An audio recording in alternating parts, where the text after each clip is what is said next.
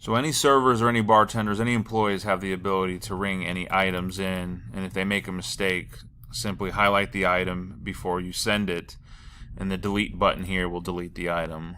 I rang in too many Casamigos Blanco. I just select the one that I want to get rid of, and I push delete. Now, if I were to ring in these two Casamigos Blanco, and I were to start a tab, for example, we'll call this tester, and push done.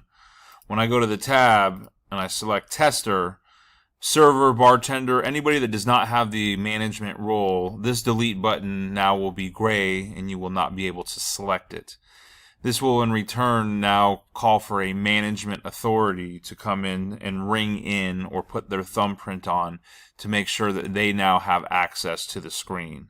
Not the server, not the bartender. The manager needs to put their fingerprint or their number in and have access to the screen.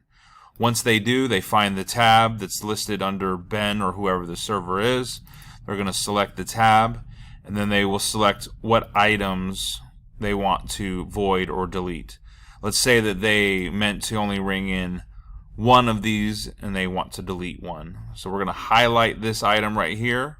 We're going to, just like any other items that we delete previously, we're going to go to the delete button, but now it's going to prompt with a item void. This again is the only a manager or anybody that has accessibility can now void this item off, and this will make a mark in the back to show that this item was introduced back into inventory and the reason why. So to complete the void, you're going to have to choose made or not made. Void is 99.9% not made, because if it was made, it would be considered a comp.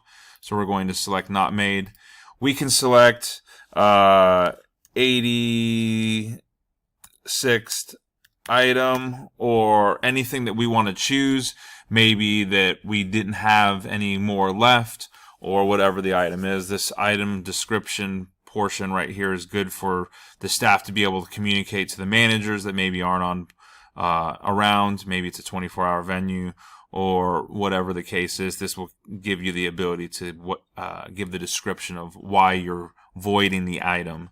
And then the reasoning is going to have, depending on what reasons we choose for your venue, you'll simply select which the reason is. It could be 86th item, guests change their mind, you get the idea.